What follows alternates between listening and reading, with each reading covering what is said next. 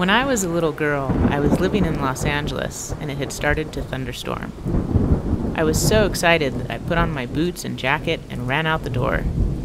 A loud clap of thunder crashed hard against the walls. I ran back inside as fast as I could and never did that again. I am an only child of only children. How's that for a small family? People said I was lucky.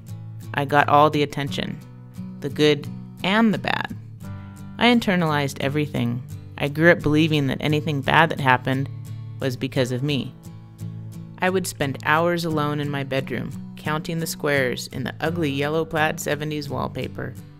I would lay awake and listen to the clicking of the heater as it started up and pretend that there was a toy soldier marching inside who was playing his drum. Counting. There was always lots of counting. And when there were thunderstorms, I would turn on the air conditioner to soothe me as I hid under the covers. My parents finally divorced. My friend said, "Oh, how sad for you." And I thought, yay, now I'm free. As my dad was leaving, I asked him, "Will you be at my 9th birthday party?" My mom made sure to tell me that I was not to blame for the way my dad had treated me. I was a good person, and so was he underneath it all. While in college, I saw a therapist to help me work out my daddy issues and my anger. I told her about the times I turned on the air conditioner to block out the sounds of thunderstorms. She asked me, "Didn't you grow up in Los Angeles?" "Yes." "Well, how often are there thunderstorms in Los Angeles?" "Oh." And there it was. My secret was not a secret anymore.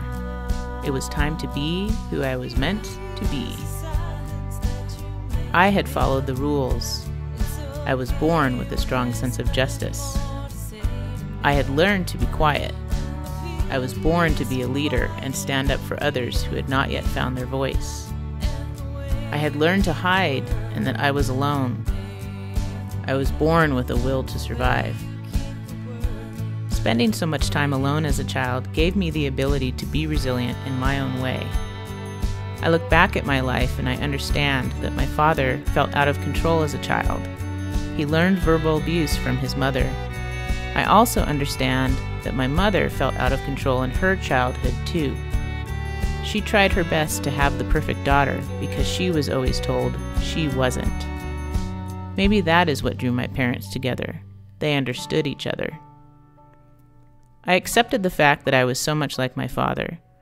Our sense of humor, our looks, our nerdy minds, our love of the outdoors.